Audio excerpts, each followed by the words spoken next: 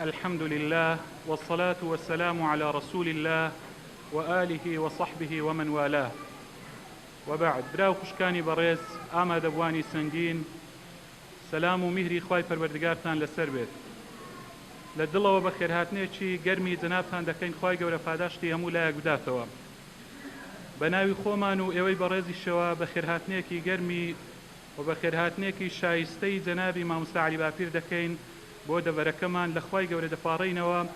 کە بەرەکەت بخاتە تەمەنی و ئێمەش لە قسە و تەکانی بەهرەمەند بکات. خۆشەویستان، سەرەتای کۆڕەکەمان بە چەند ئاەتێک لە قورئانی پیرۆز دەست پێەکەین لەلایەن بەڕێز مامۆستا شوان دەخوێنرێتەوە. با بفەرمێت. أعوذ بالله من الشيطان الرجيم.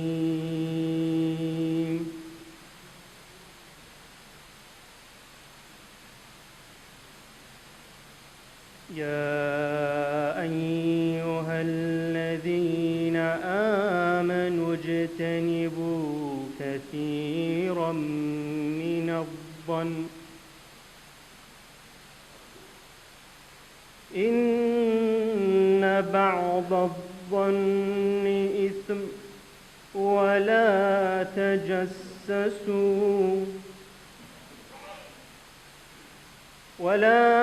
تجسسوا ولا يغتب بعضكم بعضا أيحب أحدكم أن يأكل لحم أخيه ميتا فكرهتموه واتقوا الله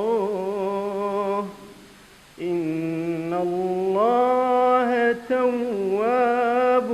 رحيم. يا أيها الناس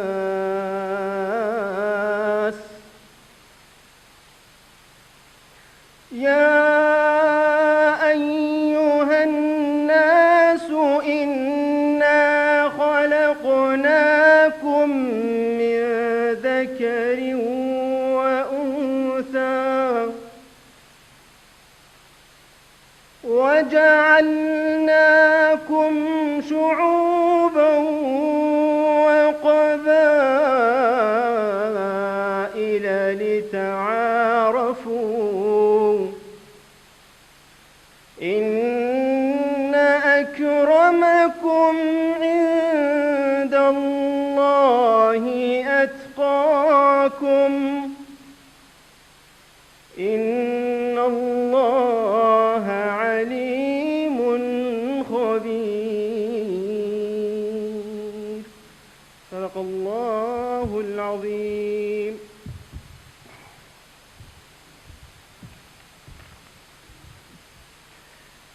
خوای گەورە پاداشتی مامۆستا شوان بداتەوە. بەڕێزان، بوومانی تێدا نییە لە ئێستادا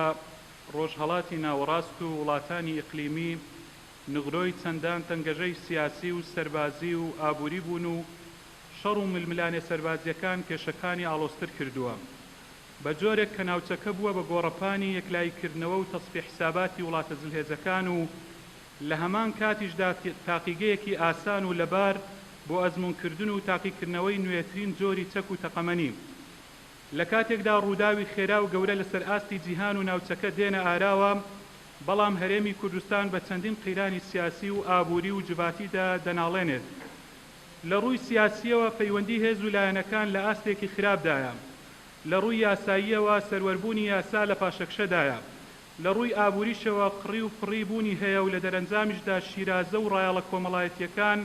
بەرەو پچڕان و دابڕانی تەواو هەنگاو دەنێت. ئیتر پێویستە پەنجە بخرێتە سەر برینەکان و ئارێشە و گرفتەکان دەستنیشان بکرێن و پاشانیش حەکیمانە چارەی گونجاویان بۆ دابنرێت بۆ ئەوەی هەرێمەکەمان لە ئاست گۆڕانکاریە چاوەڕوانکراوەکان دابێت و وەڵام بەدەست و ئامادە بێت بۆ هەر پێشهاتێک کە ڕوو بدات. خۆشەویستان، جەنابی مامۆستا عەلی باپیر وەک کەسایەتی و سەرکردەیەکی سیاسی و وەک نووسەر و ڕۆشنبیر دید و تێڕوانینی تایبەتی خۆی هەیە لەسەر کۆی ڕوودا و پێشهاتەکان. ئیتر چی بکەین و چی بکرێت باشە بۆ ئایندەی هەرێمەکەمان بۆ وەڵامی ئەم پرسیارە ئێمە و ئێوە لە خزمەتی جەنابیاندا دەبین و با جەنابیان تەشریف بفەرمێت. الحمد لله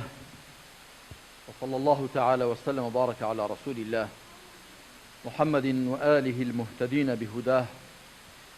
من الصحب والأزواج والقرابة والتابعين لهم بإحسان إلى يوم اللقاء. ربنا آتنا من لدنك رحمة وهيئ لنا من أمرنا رشدا. هم لاك بخير بالمامۆستایانی بەڕێز برایان و خوشکان بە تێکرا خۆشحاڵم کە لەم ئێوارە کۆڕەدا بە دیداری ئێوەی بەڕێز وەکو خەڵکی حەزای سۆران بە گشتی و ناوچەکانی دەوروبەری بە دیدارتان شاد دەبین بەخێر بێن هەموو لایەک خوا بە لوتف و کەڕەمی خۆی ئەم کۆڕ و مەجلیسەمان لەو کۆڕ و مەجلیسانە بژێڕێت کە فریشتەکان دەوریان دەدەن و ڕەحمەت و سەکینەت و ئارامی لە خوای پەروەردگارەوە دەڕژێ بۆ سەردڵ و دەرونیان. بەڕێزان هەموو لایەکمان بەرپرسیارین بەرامبەر بەم وڵاتە بەرامبەر بەم کۆمەڵگای خۆمان. پێغەمبەری خاتەم صلى الله عليه وسلم دەفەرموێت كلكم راع وكلكم مسؤول عن رعيته. هەر کامێک لە ئێوە چاودێرە و بەرپرسیاریشە بەرامبەر بە خەڵک و کۆمەلگا و دەوروبەری خۆی. هەروەها پێغەمبەری خاتەم صلى الله عليه وسلم دەفەرمێت من أصبح لا يهتم للمسلمين فليس منهم. هەر کەسێک ڕۆژ بکاتەوە گرنگی بە موسڵمانان نەدا لەوان نییە. پێغەمبەری ئێمە سەڵات و سەلامی خوای لەسەر بێت خوا ناردوێتی وەکو ڕەحمەت و بەزەی خۆی بۆ هەموو جیهانیان وەکو لە ئاەتی ژمارە 107 سوورەتی ئەنبیا دەفەرمێت وما ئەرسەلناکە إلا رەحمەة للعالمین. تۆمان نەناردوو مەگەر بەزەییبی بۆ تێکڕای جیهانیان واتە نەک تەنیا بۆ موسڵمانان بەڵکو بۆ تێکڕای ئەوانەی کە لەسەر زەوین هەموو مرۆڤەکان بە هەموو ڕەنگ و زمان و دەنگەکانەوە بەڵکو مرۆڤ و جنیش. ئێمە چۆن دەتوانین لەم هەرێمەی خۆماندا کە وەکو دوورگەیەک وایە وەکو دوورگەیەکی ئارام وایە لە نێو دەریایەکی پڕشەپۆلاویدا ئەگەر سەرنجی دەوروبەری خۆمان بکەین زۆربەی وڵاتانی دەوروبەرمان خوێن ڕێژی و شەڕ و ئاژاوە و تەق و تۆق و کوشتارێکی زۆریان تێدایە. خوا لوتف و کەڕەمی لەگەڵ خەڵکی هەرێمی کوردستان نواندووە ماوەیەکی باشە ئەلحەمدولیلا ئێمە لە ئارامی و لە هێمنیدا و لە تەباییدا بەسەر دەبەین. ئێمە چۆن دەتوانین ئەوەی کە هەمانە پارێزگاری لێ بکەین و ئەوەش کە نیمانە و پێویستە وەدەستی بێنین. بە تاکید ئەویش بەوە دەکرێت کە لە نێو خۆدا ئاشتی و تەبایی و یەکڕیزی و یەکدەنگی و یەکڕەنگی بەرقەرار بکەین. من لەو بارەوە دیارە هەوڵ دەدەم لە چەند خاڵێکدا لەژێر ناونیشانی فاکتەرەکانی بەدیهێنانی ئاشتەوایی لە هەرێمدا ئەوەی کە بەڕاستی دەزانین ئەوەی کە بەباشی دەزانین بۆ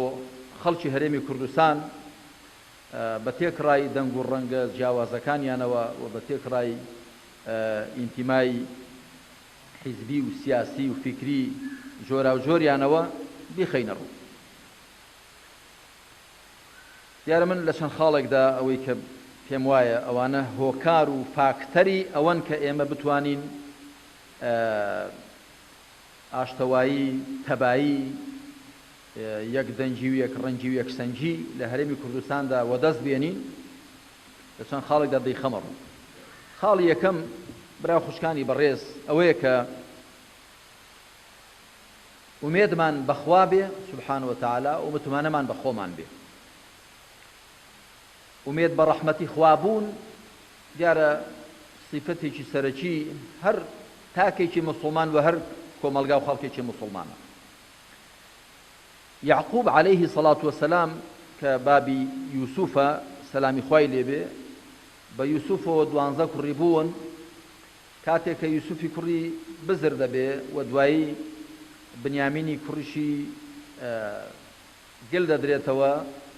کە بە حساب دزی لێ ئاشکرا بووە و دوای شەمعونیش کە کوڕە گەورەیەتی ئەویش دەڵێ هەتاکو ئەو گرفتەم چارەسەنەوەیش ناگەڕێمەوە بۆ لای بابمیان دەبێت خوا بڕیارم بۆ بدا وەکو لە سوورەتی یوسوفدا هاتووە. یعقوب عەلەیهی سەڵات وسەلام دەکەوێتە تنگانەیەکی گەورەوە و زۆر ناڕەحەت دەبێ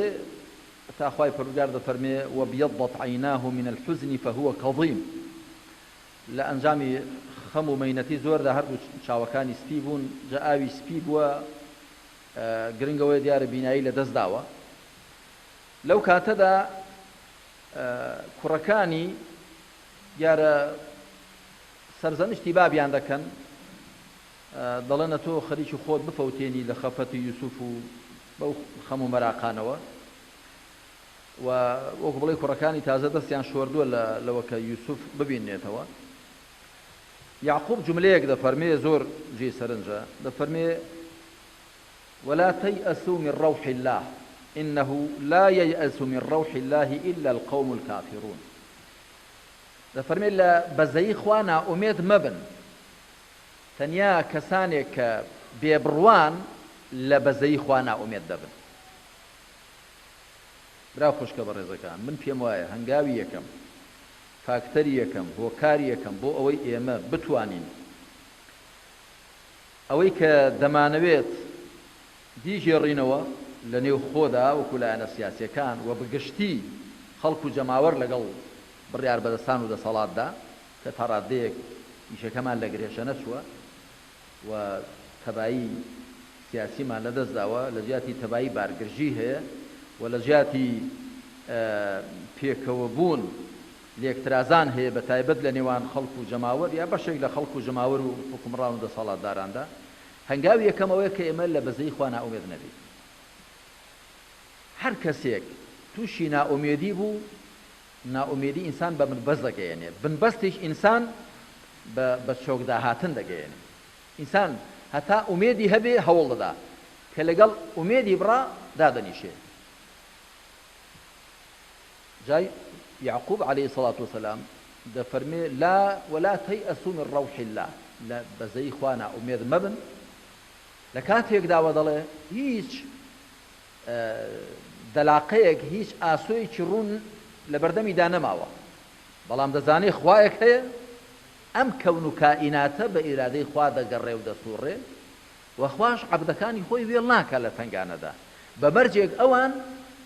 پەروەردگاری خۆیان لەبیر بێ، پشتی پێ ببەستن، بیپەرستن و چاوەڕوانیان لێ هەبێ و داوای لێ بکەن و فەرمانەکانی جێبەجێکەن. ئەوە یەک. هەر لەگەڵ ئەوەدا متمانە بەخۆبوون. ئینسان دەبێ بەخوا ئومێدەوار بێ، بەڵام دەبێ پشت بەخۆ بەستوش بێ، دەبێ متمانەی بەخۆی بێ، چونکە خوا سوبحانە وتەعالا لە جیاتی ئێمە کارەکانی ئێمە ناکات، کار ئاسانیمان بۆ دەکا. وەکو شوعەیب عەلەیهی سەڵات وەسەلام بە قەومەکەی دەڵێ وما تەوفیقی ئیلا بالله عەلەیهی تەوەکەلت وئیلەیهی ئونیب. تەوفیق لە زمانی عەرەبیدا دەبێتەوە بە دەڵێ بەوەیە کە هۆکارەکان بە پێی ویستی مرۆڤ بن، ئەن تەکونە الئەسباب عەلا وفقی مراد الئینسان، یعنی کار ئاسانی، کار لەبەر ڕۆیشتن. یعقوب شوعەیب دەڵێ وما تەوفیقی ئیلا بالله، کار ئاسانی من، کار لەبەر ڕۆیشتنم تەنیا بەخوایە، بەڵام بۆ خۆی وە نەبێت دەستەوەژن و دانیش بێت. دەبێت ئینسان بۆ خۆشی کار بکە و متمانەی بەخۆی بێ، باوەڕی بەخۆی بێ و بجوڵێ. کەواتە بەخوا ئومێدەوار بوون و متمانە بەخۆبوون پێم وایە هەنگاوی یەکەم و فاکتەری یەکەم بۆ ئەوە کە ئێمە چ ئاشتەوای سیاسی بمانەوێت جارێککە لە هەرێمەکەی خۆماندا بەرقەرارکەینەوە، ئەو بارگرژیە کە هەیە نەیهێڵین و ئەو لێکترازانەی نێوان خەڵک و جەماوەر، ئەگە نەڵێن هەموو خەڵک و جەماوەر، بەشێکی زۆری خەڵک و جەماوەر کە ڕۆژانە خۆ پێشاندان دەکرێت، ناڕزایی دەردەبڕێ، مان دەگیرێ و ئەوەش کە خۆ پێشاندان ناکاومان ناگرێ و هەڵوێست نانوێنێ، ئەویش وە نەبێ زۆر لە وەزەکە دڵی ئاسوودە و مرتاح بێ. گرنگەوەی زۆرە لێدابڕان هەیە. هەنگاوی یەکەم بۆ ئەو نەهێشتنی ئەوە و بۆ دووبارە جێڕانەوەی ئاشتەوایی ئەوەی پێی دەگوترێ ئاشتی کۆمەڵایەتی ئەوەیە کە بەخوا ئومێدەوار بین بە ڕەحمەتی خوا و متمانەشمان بە خۆمان بێ. ئومێدەوار بوون بەخوا سوبحانەه وتەعالە واتە ئێمە بزانین لەم سەرزەویە هەر خۆمان نین. وەکو کاتی خۆی یەکێک لە بیرمەندە مولحیدەکان بە ناوی جۆلیان هەرکسلی کتێبێکی نووسی زەمان ستەند دوای یعنی ئینسان بەتەنێ دەتوانێت بژی دوایی زانایەکی دیکە وەڵامی دایەوە کە نەخێر مرۆڤ بەتەن ناتوانێت بژی جا دیارە ئەویان ئەوی پێشیان مولحید بووە ئەوی دیکەشیان بڕوادار بووە کە فیعلەن ئێمە لەم سەرزەویە بەتەنیا نین و لەم وجودەدا ئێمە بێ خاوەن نین و بوونەوە هەموو خاوەنێکی هەیە ئەم گەردونە بە ئیرادەی خوایەک دەجوڵێ ئەوە زۆر خاڵێکی گرنگە کە ئێمە لە بۆشاییدا ناخولینەوە و ئێمە بێخاوەن نین و ئەم کەون و کائیناتە بێخاوەن نییە. یەک دوو فاکتەری دوم ئەوەی کە ئێمە دڵنیابین لەو ڕاستیە و ئەو ڕاستیە باش دەرەکەین کە ئەم بوونەوەرەی خوا بە سیستەم بەڕێوە دەچێت بە نیظام بەڕێوە دەچێت پاشاگەردانی نییە. ئەگەر پاشاگەردانی بێ ئەو کاتە تۆ هیچ ئەمەلێکت نابێت کە ئەگەر هەوڵیش بدەی بەرەنجامی هەوڵەکەت دەستگیر دەبێت. بەڵام مادام هەموو شتێک سیستماتیکە لەم وجودەدا لەم گەردونەدا چۆن دەزانین ئەم کەون و کائیناتە بە نیظام و بە یاسا و بە سیستم بەڕێوە دەچێت؟ خوا سوبحانه وتعالى زۆر بەڕوونی ئەوەی فەرمووە بۆ وێنە دەفەرمێت قد خلت من قبلكم سنن فسيروا في الأرض فانظروا. لە پێش ئێوەدا زۆر قانونی خوا لە ژیانی بەشەردا جاری بوون جێبەجێ بوون بە زەویدا بڕۆن و سەرنج دەمزانن قانونەکانی خوا چۆن بوون. واتە هەندێک لە زانایان دەڵێن لێردا مەبەست لە ڕۆیشتنی زیهنیە فیکری مێژوو بخوێنەوە، هەندێکی دەڵێن ڕۆیشتنی جەستەییە واتە شوێنەواری میلەتانی پێشوو بینن. خوای پەروەردگار لە سوورەتی هوددا لە سەرزمانی هود عەلەیهی سەڵات وەسەلام بە گەلەکەی خۆی دەڵێ ئین ڕەبی عەلا صیڕاط مستەقیم، دەفەرمێ بێگومان پەروەردگاری من لەسەر ڕێیەکی ڕاستە. واتە خوا سوبحانه وتعالى بە گۆترە مامەڵە لەگەڵ بەندەکانیدا ناکات، بەڵکو بە پێی سیستم و نیظامێک کە دایناوە مامەڵەیان لەگەڵدا دەکات. کاتێک کە ئیبلیس هەڕەشە دەکات لە ئادەم و لە وەشەکەی کە گومڕایان کە خوا سبحانه وتعالى طبعا إبليس دەڵێ من هەمویان گومڕا دەکەم بێجگە لە بەندە چاکەکانت لأغوينهم أجمعين إلا عبادك منهم المخلصين، بێجگە لە بەندە هەڵبژاردەکانت هەروەکو خوێندراویشەتەوە مخلصين واتە ئەو بەندانەی کە خۆیان بۆ تۆ ساخ کردوتەوە. خوا دەفەرمێ قال هذا صراط علي مستقيم، ئەوە ڕێیەکی ڕاستە لەسەر من، ئەوەی کە بەندەی من بن ئیبلیس تۆ زەفەریان پێ نابەی. ئەوەش گرنگە براو خوشکانی بەڕێز کە ئێمە بزانین ئەم بوونەوەرە فەوزا نییە، پاشاگەردانی نییە، بیاسایی نییە، بەڵکو سیستماتیکە بە نیظام بەڕێوە دەچێت و لەژێر چاودێری خوای پەروەردگاردایە. کەواتە کاتێک کە ئێمە ژیانمان تێک دەچێت لە هەر ڕوێکەوە، ئێستا باسی قەیرانی ئابووری دەکرێت، باسی قەیرانی کۆمەڵایەتی دەکرێت، باسی کێشەی سیاسی دەکرێت، بەداخەوە کەمتر وا باسی قەیرانی ئیمانی و ڕوحی و ئەخلاقی بکرێت کە من پێم وایە لە ئەنجامی و کردوای باسی دەکەم لە ئەنجامی قەیرانی ڕوحی و فکری و ئەخلاقی ئێمە ئەو قەیرانانی دیکەش دەرهاویشتەی ئەوانن. ئایا ئەم بارودۆخە قەیراناویە ئەنجامی چییە؟ هەر لە خۆڕا پەیدا بووە؟ ئەگەر ئێمە بزانین کەون ئەم بوونەوەرە سیستماتیکە بە نیظام بەڕێوە دەچێت، بە یاسا بەڕێوە دەچێت، کەواتە دیارە ئێمە پێچەوانەی هەندێک لە یاساکانی خوا جۆڵاوینەوە بۆیە تووشی ئەوە بووین. نظام جۆڵێنەوە تووشی پاشاگەردانی تووشی لێکترازان و لێکدابڕان نابین. ئەو سایارانەی کە بەپێی یاسای هاتوچۆ دەچن لە سایدی خۆیان و بە خێرایی کە بۆیان دانراوە و بە پابەندی بە یاساکانی هاتوچۆوە تەماشا دەکەی لە ڕوودا و دوور دەبن. بەڵام ئەگەر سایەقێک ئەگەر کەسانێک گوێنە دەنە یاساکانی هاتوچوو تووشی حادیسە و ڕووداو دەبن کەواتە ئێمەش مادام کەون بە یاسا بەڕێوە دەچێ لە ژیانی بەشەردا پاشاگەردانی نییە بێسەرۆبەرەی نییە خوا کۆمەڵی قانون و یاسای داناوە لە ژیانی بەشەردا کە ئەگەر ناڕێکی و نایاساییمان بینی دیارەمە لە یاساکانی خوا لامانداوە لەبرا خوشکانی بەڕێز ئێمە زۆر جار وەرەزانین لەبەرەوەی کە مسڵمانین هەرچی بکەین و هەرچۆنی بکەین ئێمە مسڵمانی وەکو بڵێ حەقی ڤیتۆمان هەیە بەڵام بۆ زانیاریتان وەکو چۆن یاسا شەرعیەکان دەبێ بەسەر هەموو مسڵماناندا جێبەجێ بن بەبێ هەڵاواردن بەبێ جیاکردنەوە یاسا گەردونیەکانی خوش السنن الإلهية يعني في حياة البشر یاسا گەردونیەکانی خوا لە ژیانی بەشەردا کەس مافی ڤیتۆی نییە لە بەرامبەریاندا مسلمانێک مەلە نەزانێ بچێتە نێو ئاو ئاوێکی قوڵ دەخنچێ بۆ چونکە بەپێی قانونی خوا دەبێ مەلە بزانێ ئەوجا بچێ نێو ئاو ئەگەر بەبێ مەلە بچێ نێو ئاوێکی قوڵ دەخنچێ با مسلمانیش بی کەسێک نامسڵمانیش بێ مادام مەلە بزانێ لە ئاوێدا ناخنچێ بۆ چونکە بەپێی قانونی خوا جۆڵاوەتەوە مەلە دەزانێ ئێمە زۆر گرنگە بزانین کە ئێمەی مسلمان عەفو نەکراوین لە پابەندی بە یاساکانی خوا چی یاسا شەرعیەکانی چی یاسا گەردونیەکانی ئەوە دوو سێ گۆڕانکاری لە واقعدا هەمیشە لە دەروونەوە سەرچاوە دەگرێت ئەوەش هۆکارێکی دیکە فاکتەرێکی دیکە کە ئێمە بتوانین بارودۆخی خۆمان بگۆڕین دەبێ بزانین کە گۆڕانکاری لە واقعدا بەرهەمی گۆڕانکاریە لە خوددا لە دەرووندا لە ئاەتی ژمارە 11 سوورەتی الرعد خوای متعال دەفەرمێ إن الله لا يغير ما بقوم حتى يغيروا ما بأنفسهم وإذا أراد الله بقوم سوءا فلا مرد لهم وما لهم من دونه من وال بەدڵنیایی خوا واقعی هیچ کۆمەلگایەک ناگۆڕێ تاکو ئەوان واتە تاکەکان خۆیان نەگۆڕن حاڵی خۆیان نەگۆڕن جا حاڵی خۆمان واتە هەم بیر و بۆچوونەکانمان هەم هەست و نەست و مەشاعیرمان هەم سلوک و ڕەفتارمان یعنی بەگشتی ئەو سێشتن ئەوەی کە پەیوەندیان بە ذاتی ئینسانەوە هەیە زۆری بیر و بۆچوونەکان دەبێ بگۆڕن ڕاستیان بکەینەوە و جۆری هەست و نەست و مەشاعیرمان دڵ و دەروونمان و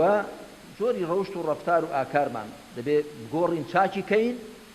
ئەو کاتە واقعە ئابووری و کۆمەڵایەتی و سیاسیەکە دەرهاویشتەی و هەڵقڵای واقعە ذاتی و دەروونەکەی خۆمانە یعنی بۆ وێنە ئەوەی کە وڵاتێک تێک دەدا ئەوەیە کە هەندێک لە تاکەکان پێیان وابێ حەقێکی زیادەیان هەیە لەوانی دیکە پێیان وایە هەر لە ئیجاددا حەقێکی زیادەیان هەیە ئەو جۆرە بیر و بۆچوونە کە پەیوەندی بە فیکرەوە هەیە دەگۆڕێ بۆ حاڵەتێکی دەرونی ئەگەر کە تۆ کەسێک پێی وابوو جیای لەوی دیکە لە دەروونەوە ئیدعایەکی بۆ پێیا دەبێت ئیبلیس چ شتێک وای لێکرد کڕنۆش بۆ ئادەم نەبا یعنی سڵاوی لێ نەکا کە خوا فەرمی سڵاوی لێ بکەن بە هەموو فریشتەکان ئیبلیسیش لە نێو واندا بۆ چەند فریشتە نەبوو چ شتێک وای لێ کرد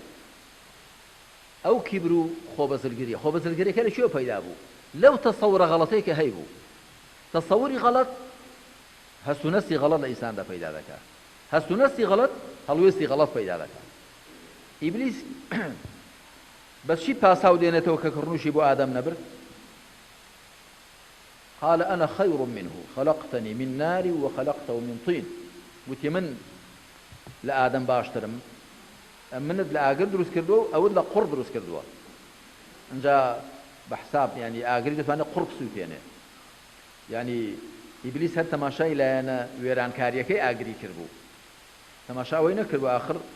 هەموو ئاگری دنیا ناتوەندن کە تۆیەک بڕوێنن بەڵام قوڕ دەبێتە هۆی ڕواندن و پەیداکردن و نەشونمای ڕوەک بە هەر حاڵ کە ئیبلیس ئەو بیرە هەڵەیە هەبوو ئەو بیرۆکە هەڵەیە وای لێ کرد کە تەکەبور و خۆبەزلگری هەبێ لە بەرامبەر ئادەم ئەو هەست و نەستە هەڵەیە ژوای لێ کرد کە هەڵوێستێکی هەڵەی هەبێ ڕەفتارێکی هەڵەی هەبێ بڵێ سەڵاو لە ئادەم ناکەم کە ئەو سەجدەی کە خوای پەروەردگار دەیفەرمێ سەجدە عیبادەت نەبووە وەکو یەزیدیەکان دەڵێن یەزیدەکان دەڵێن مەلەک تاوسی ئێمە هێندە خواپەرست بووە گوتوێتی خوایە ئامادەنیم بۆ بێجگە لە تۆ سەجدە بۆ یەکی دیکە ببەم لە ڕاستیدا ئەوە سەجدەی پەرستن نەبووە ئەوە سەجدەی سڵاوکردن بۆ هەروەکو لە سوورەتی یوسوفیشدا خوا سبحانه وتعالى کە باسی ئەوە دەکات چۆن داک و بابی یوسف و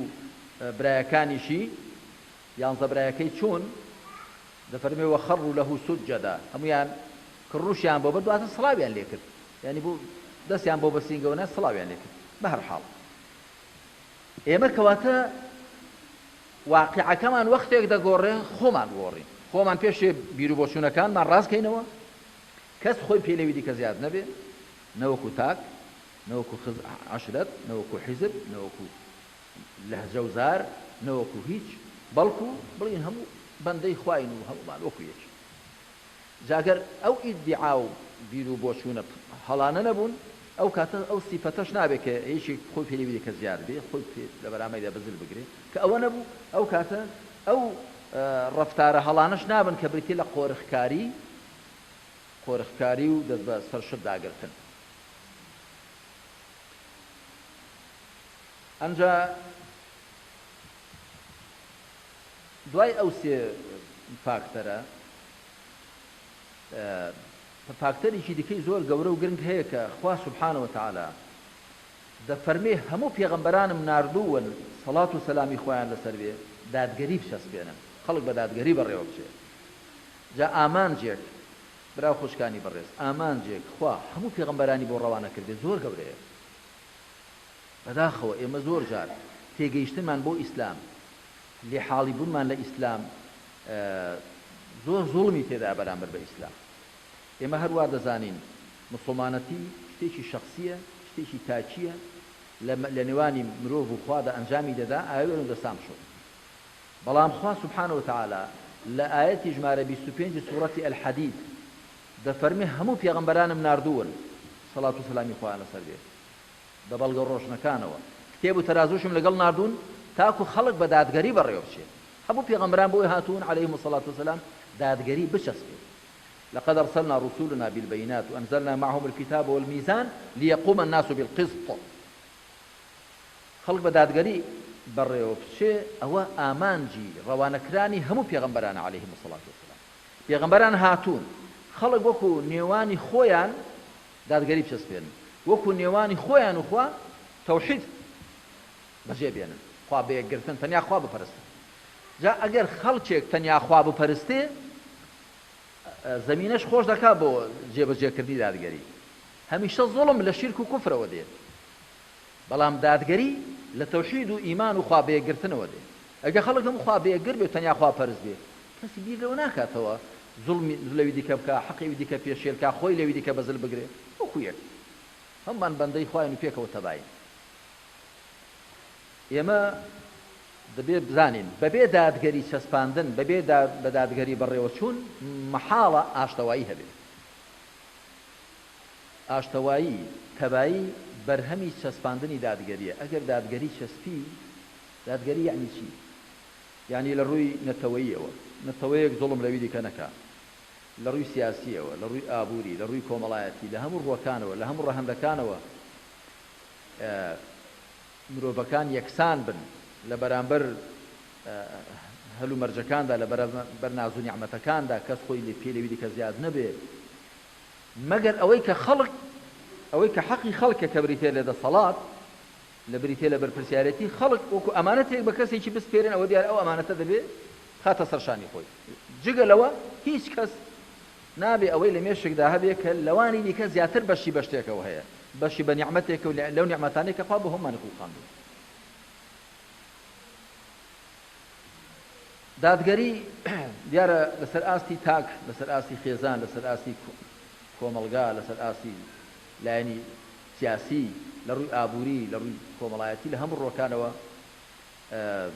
میلەتێک مسلمان بن دەبێ بیر بکەنەوەی چۆن دادگەری بچەسپێنن ڕۆژێک پیاوێک هاتە خزمەت پێغەمبەر عەلەیهی سەڵات وسەلام کە ئەی پێغەمبەری خوا تۆ شاید بە ئەوە من ئەو ماڵەی خۆم داوە بەو کوڕم ئەندازە ماڵێک بوو فەرمووی تۆ شاید بە ئەی پێغەمبەر سەڵات وسەلام پێغەمبەری خوا فەرمووی ئەتۆ چەند کوڕت هەن گوتی نازر حەوتن چەندن گوتی هەموو کوڕەکان ئەوەندەت پێداون گوتی نەخێر بەس بۆیان فەرمووی من مەکە بە شایەت لەسەر زوڵم من شایەتی بۆ شتێک نادەم کە زوڵم بێ و دادگەرینێ بۆچی فەرقیان پێ دەکەیت کەواتە هەر لەوێڕە لە مامەڵەی تاچی لە مامەڵەی خێزانی پیاو دەبێت لەگەڵ ژنی خۆی دادگەر بێ ژن لەگەڵ مێردی خۆی دەبێت دادگەر بێ بە ئینساف بێ بابوداک دەبێت لەگەڵ منداڵی خۆیان دادگەر بن و هەروەها یعنی ئەوەی کە ڕیسپێ لە گەڕەکێدا مەسەن بە قسەی دەکرێت لە نێو خزمەکانیدا حتا ئاستی شار و ئاستی اینجا وڵات و کۆمەلگا هەمووی خوا فەرمانی کردووە کە دەبێت بە دادگەری بەڕێوە بچین ئەوە ئامانجی ڕەوانەکرانی تێکڕای پێغەمبەرانە سەڵات و سەلامی خوایان لەسەر بێت و پێغەمبەری خاتەم خوا پێی دەفەرمێ وئومیرت لئەعدیل بەینەکم دەڵێت تۆ بفەرمو لە سوورەتی شوڕادا تۆ بفەرمو فەرمانم پێکراوە کە دادگەریتان لە نێودا بەرپا بکەم دادگەریتان لە نێودا بەرقەرار بکەم فاکتەرێکی دی بۆ ئەوە کە ئێمە ئەم بارودۆخەی خۆمان ئەوەی کە ئێستا تێیداین بیگۆڕین بە حاڵەتێکی باش و بە مانای وشە ئاشتەوایی و تەبایی ئەوەیە کە بزانین هەم دەسەڵات هەم سەرۆت و سامان هەم هەموو نیعمەتەکان لە ئەسڵدا هی هەموو خەڵکن هی هەموو خەڵکن خوا دەفەرمێت لە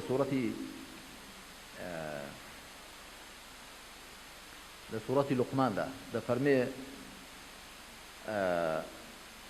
ألم تروا أن الله خلق لكم ما في السماوات وما في الأرض وأسبغ عليكم نعمه ظاهرة وباطنة نابين خواهرشي لآسمان كانوا الزويدة هي بوي ودي هناون ونازو نعمة أشكرا وفنهانا كان يخوي بسر إيه ودا رشتوا رولا بشر بتالا هموان يعني همومان وكو يك أو نازو نعمتاني كخوا خلقاندوني بشمان تياندا هي لباسي برپرسیارەتی دا کە لە ئەسڵدا بەرپرسیارەتی حکمڕانی دەسەڵات هی خەڵکە وەکو چۆن سەروەت و سامان و نازوی ئەمەتەکان هی خەڵکن یامویان بەبێ جیاوازی مەگەر کەسێک جوهدێکی زیاتر سەرفکە کەسێک تەمبەڵ تەمبەڵ لێ دانی شێوی دیکەش ئارەق بڕێژێ و خۆی ماندووکە دیارە بەرهەمی زیاتری دێتە دەست و ئەن لەیسە للئینسانی ئیلا ما سعى وەشە قانونی خوایە مرۆڤ هیچی دەست ناکەی مەگەر هەوڵدا جا کەسێک کە تەمبەڵ بێ لە قەدەر تەمبەڵیەکەی شی دێتە دەست ئەوەش کە گورج و گۆڵ و چالاک و خۆی ماندووکە لە قەدەر خۆی ئەگەرنا لە ئەسڵدا هەموو بە قەدێکیان بەش پێوەیە وەکو چۆن بۆ ناز و نیعمەتەکان وایە بۆ دەسەڵاتیش هەر وایە ئەمن بۆتان باسی ئەوە دەکەم کە لە ئیسلامدا چۆن تەماشا شتەکان دەکەن ئەوەی هەرچی ئیسلامی دا عەقڵ و مەنتیقیش هەروا دەڵێ دەربارەی دەسەڵات خوا سبحانه وتعالى هەرچی خیتابات و دواندنەکانی خۆیەتی لە قورئاندا هەمووی ئاراستەی مرۆڤەکان کردو بە تێکرا یەک جاریش خوا نەیفەرمووە یا ئەیها المەسئولون ئەی بەرپرسەکان نەیفەرمووە یا ئەیها العولەما ئەی زانایەکان یا ئەیها المەشایخ یا فڵان یا ئەیها العەرەب یا ئەیها الکورد یا ئەیها الناس ئەی خەڵکینە یا بەنی ئادەم ئەی وەسەی ئادەم ئەی ئەوانی لە ئادەم پەیدا بوون بە پیا و ئافرەتەوە یا ئەیها الئینسان ئەی مرۆڤ دوایی کە کۆمەلگای مسلمان پەیدا بووە فەرمووی یا ئەیها الذین ئامنوا ئەی ئەوانی ئیمانتان هێنا ئەویش وەکو یەک هەموویان بەبێ چین و توێژ و بەرزی و نزمی کەواتە لە ڕاستیدا لە ئەسڵدا وەک چۆن ناز و نیعمەتەکانی خوا بۆ هەمووانی خوڵقاندون بەبێ جیاوازی کە هەموویان بەندەی خوان هەموویان خەڵقەندەی خۆینی هەمووی بۆ خۆی دروستی کردوون وەخوای پەروەردگار ڕەگەزیشی نییە تا بڵێ ئەوەی دەڵێن ژن سالاری و پیاو سالاری شتیوان نییە بۆ ئێمە لە ئیسلامدا شەرع سالاری هەیە نە پیا و مڵۆزمە بەسەر ژنەوە نە ژن بەسەر پیاوە لە ئیسلامدا شەرع سالاری هەیە شەرع بە پیاو دەڵێ ئەوە حەقتە و ئەوە ئەرکتە بە ژنیش دەڵێ ئەوە حەقتە و ئەوە ئەرکتە ئیدی خوش ڕەگەزی نییە تا بڵێ وڵا دایشکاندۆ بەلای پیاودا لەبەرەوەی کە بۆ خۆی نێرە یا بەلای ئافرەتدا لەبەرەوەی بۆ خۆی مێ خوای پەروەردگار ڕەگەزی نییە قل هو الله أحد الله الصمد لم يلد ولم يولد ولم يكن له كفوا أحد أو بيناسي خواهي فرقارا خوا تاكو جينيازة وبينيازة ونكسي ليبو ونلكزبوا ونكسي شويني أوا لا آية جمارة بنجاو هشتي سورة نساء دا برا خوشكاني بريز فار رولك وملغاي مسلمان دكا لفرمي إن الله يأمركم أن تؤدوا الأمانات إلى أهلها وإذا حكمتم بين الناس أن تحكموا بالعدل إن الله نعم ما يعظكم به إن الله كان سميعا بصيرا لفرمي خوا بيقمان خوا فرمانتان في دكا كسپاردەکان بە خەڵکی خۆیان بسپێرن دوای ڕوو لە کار پێسپێردراوەکان بەرپرسەکان دەکات دەفەرمێ وئیدا حەکەمتم بین الناس أن تحكموا بالعدل ئەگە حکمڕانیتان کرد یا دادوەریتان کرد بە دادگەرانە حکمڕانی بکەن دوای دەفەرمێ إن الله نعم ما يعظكم به ئەوە باشترین شتێکە کە خوا ئامۆژگاری ئەوەی پێ دەکات إن الله كان سميعا بصيرا خوا بێگومان بیسەری بینەرە زانایان دەڵێن لێرە خوا کە دەفەرمێ إن الله يأمركم أن تؤدوا الأمانات إلى أهلها مەبەست لە ئەمانات مەسئولیەتە بەرپرسیارەتیەکان لە فەرمایشتی پێغەمبەریش دەهاتووە عەلەیهی الصلاة والسلام کە بەرپرسیارەتی بە ئەمانەت پێناسە کراوە ڕۆژێک کابرایەک هاتە خزمەت پێغەمبەر صلی الله عليه وسلم گوتی ئەی پێغەمبەری خوا متى الساعة آخر زمان کەنجێ ساعە بەمانای قیامەت نییە قیامەت يعني هەڵسانە و زیندوبوونەوە ساعة يعني ئەو کاتەی دنیای تێدا کۆتا بێت متى الساعة ئەویش فەرمووی إذا ضيعت الأمانة فانتظر الساعة هەر کاتێک ئەمانەت زایە بوو چاوەڕێی ساعە بکە سپاردە کە زایە بوو پرسیاری کرد وما إضاعتها يعني زایەبوونی سپاردە چییە فەرمووی إذا وسد الأمر إلى غير أهله فانتظر الساعة ئەگەر کار بە غەیری خەڵکی شایستەی خۆی سپێردرا چاوەڕێی کاولبوونی بکە دیارە مەبەستی ساعەی کوبڕا نەبووە ئاخر زمانی گەورە یعنی ئاخر زمانی هەر کارێک کۆتایی هەر کارێک کاتێک دێت بە کەسێکی نائەهل سپێردرا بێت ئاشێک تەسلیمی کەسێکی ناشەی بکە کاولی دەکات شارێک تەسلیمی کەسێکی ناشەی بکە بە کەفاعەت بەڕێوەی نەبە کاول دەبێت کەواتە خوا فەرمان دەکات بە کۆمەلگای موسڵمان دەفەرمێ فەرمانتان پێ دەکات سپاردەکان بە خەڵکی شایستەی خۆیان بسپێرن فەرمان بە کێ دەکات بە خەڵک کەواتە خەڵک خاوەنی ئەسڵی مەسئولیەتە بەرپرسیارەتی سوڵتە دەسەڵات وەکو لە دیموکراسیشدا هەروایە خەڵک خاوەنی ئەسڵی دەسەڵاتە ئەی دوای بەرپرسان خەڵک دایان دەنێ ئەوە نییە خوا دەفەرمێ فەرمانتان پێ دەکات سپاردەکان واتە ئەمانەتی مەسئولیەت بە کەسانی شایستەوە هەر بسپێرن هەر بۆندەش کار تەواو نابێت کە بە کەسانی شایستەوە هەلیان بسپێری بەڵکو دەبێت خەڵک بەسەریشان و چاودێر بێ ڕەوایەتیان پێ بدە بەڵام دوایش ئەگەر بە شێوەیەکی ڕەوا حوکمیان نەکرد چاودێر بە بەسەریان لیان بپرسێتەوە و بۆی هێلا شامدا ئەوەیە لە ئیسلامدا ئاوایە یەکەمین خەلیفەی پێغەمبەر عەلەیهی الصلاة والسلام ئەبوبەکری سیدیق کە هەڵبژێردرا بە جێنشینی پێغەمبەر صلی الله علیه وسلم چی فەرموو وتارێکی دا وتارێکی مێژووی زۆر کورت و پوخت و پڕمەعنا کە نەخشە ڕێگای شێوەی حکمڕانی خۆی دیاری کرد کە هەمان درێژە پێدەری حکمڕانی پێغەمبەر عەلەیهی الصلاة والسلام فەرمووی قد وليت عليكم ولست بخيركم إن أحسنت فأعينوني وإن أسأت فقوموني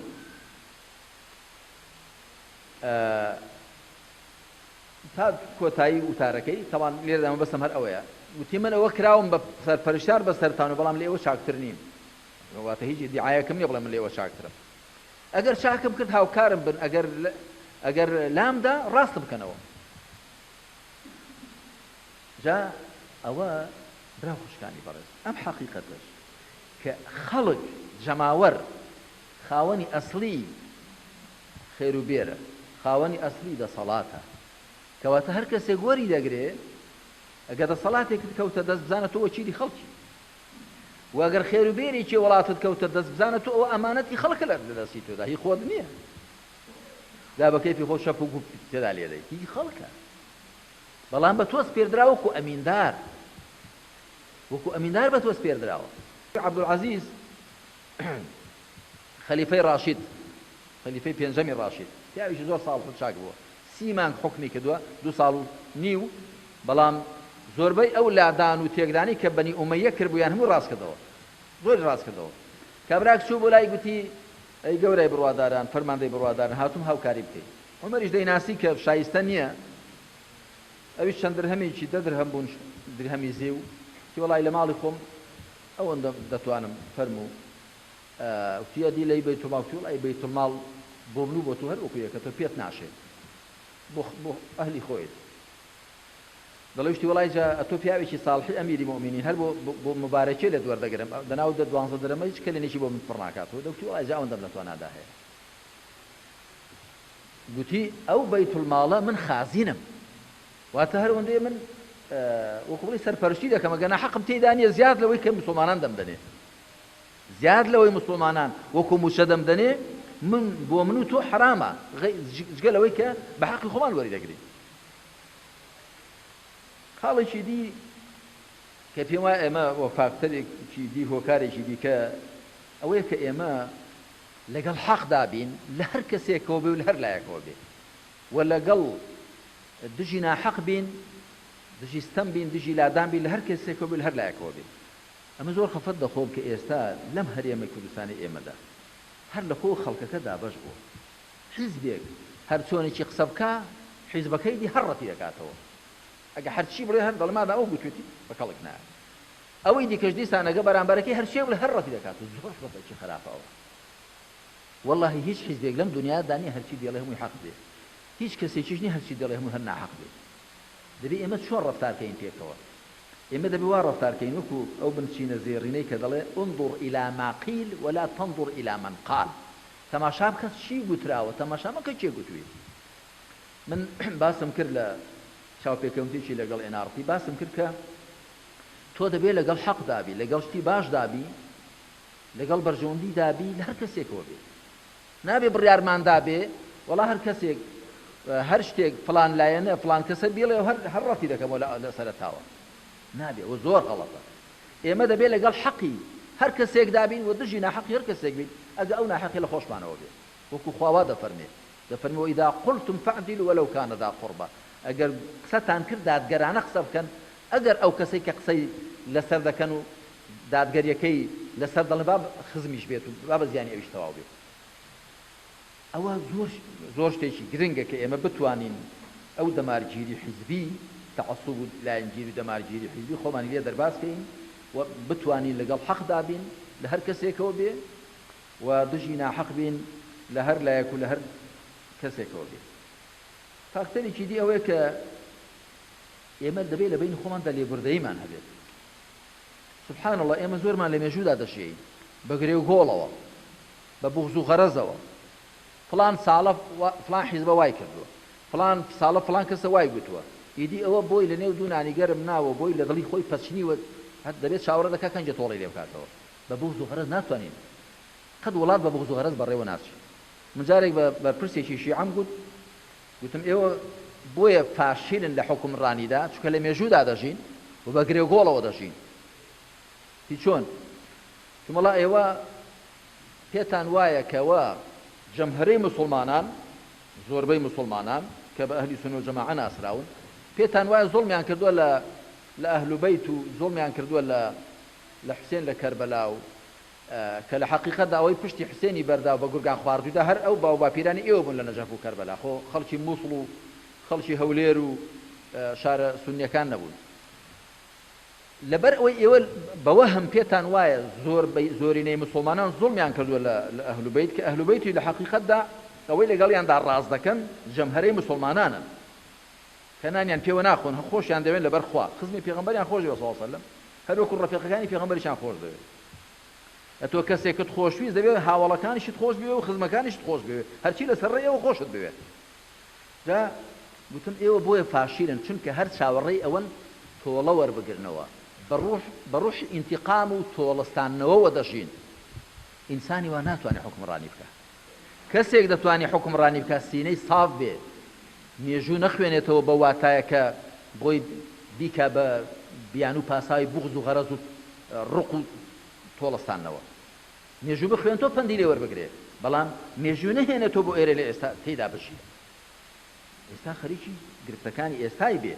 نەک خەریکی گرفتەکانی مێژوویان هێنێتەوە بۆ ئێرە جا ئێمە زۆر جار وا دەکەین ئەمن تەمان لەگەڵ هەموو لایەنەکان کە دانیشتن و کۆبوونەوەشتن بووە کە ئەوەش گرفتێکی دیکەمانە کەم وایە پێکەوە واضح و صریح بین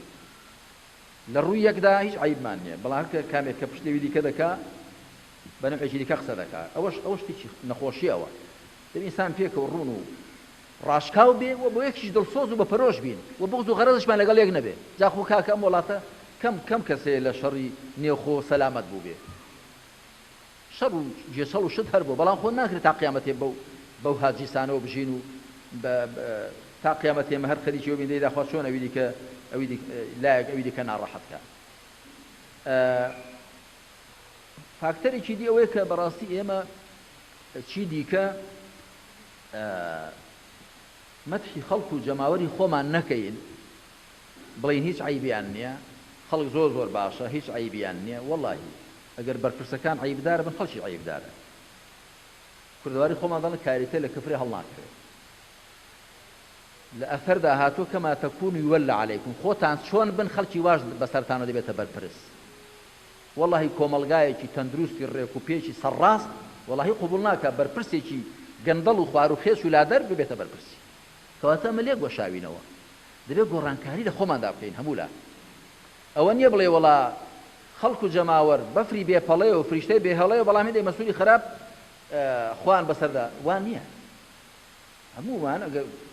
کەم و زۆر بەشمان هەیە لە خراپی و لە کەم و کوڕیدا، چونکە ئەم وڵاتە یعنی انتخاباتی تیا دەکرێت، هەڵبژاردنی تیا دەکرێت. جا هەڵبژاردنەکە چێ دەیکا؟ خەڵک دەیکا.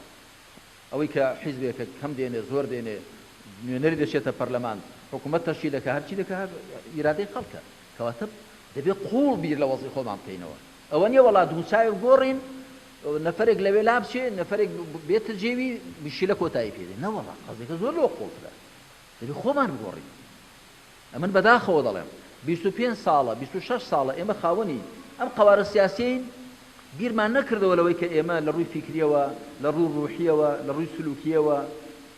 خۆمان بگۆڕین. دەچی بۆ ئەو وڵاتانە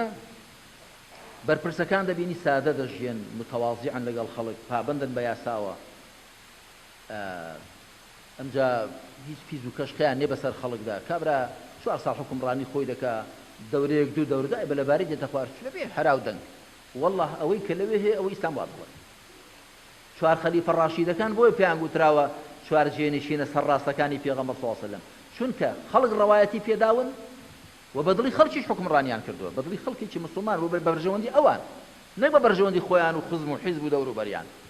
بۆیە پێیان گوترا خەلیفە ڕاشیدەکان. ئەی خۆ لە دوای 4 خەلیفە ڕاشیدەکان ناوی لێنراوە پادشایەتی بە نەسی حەدیثی پێغەمبەر صلی الله علیه وسلم. ستكون الخلافة في أمتي 30